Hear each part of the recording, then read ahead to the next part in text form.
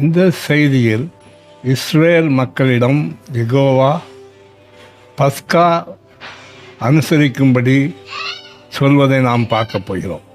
யெகோவா மோசேயை கூப்பிட்டு, நீ இஸ்ரேல் மக்களிடம் இதை சொல் என்று சொன்னார்.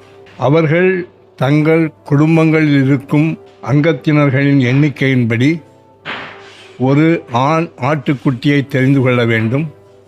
அந்த ஆட்டுக்குட்டி பழுதற்றதாக, எந்த குறையும் இல்லாததாக இருக்க வேண்டும்.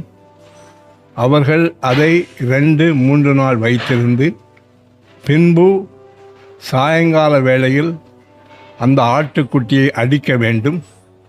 அடித்து அதன் இரத்தத்தை ஒரு பாத்திரத்தில் எடுத்துக்கொள்ள வேண்டும்.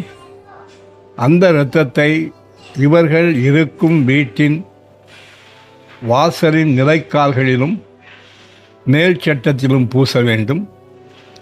பின்பு அவர்கள் அந்த கதவை சாத்திவிட்டு அதற்குள் இருந்து அந்த அடிக்கப்பட்ட ஆட்டின் இறைச்சியை சுட்டு சாப்பிட வேண்டும். நான் நடு இரவில் எகிப்து தேசத்தை கடந்து போக வருவேன்.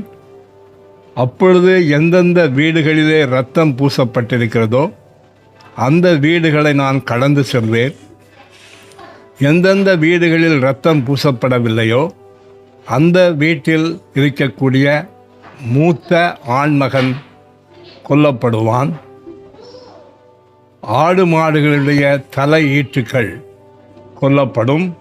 இப்படியாக எகிப்திலுள்ள எல்லா முதல் பிறப்புகளையும் நான் கொலை செய்யப் போகிறேன்.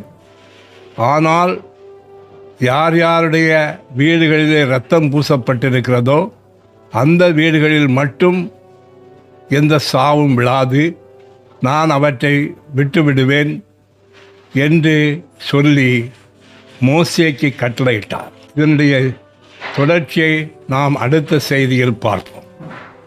ஆண்டவர் இயேசு கிறிஸ்து தாமே உங்களை ஆசீர்வதிப்பாராக. ஆமென்.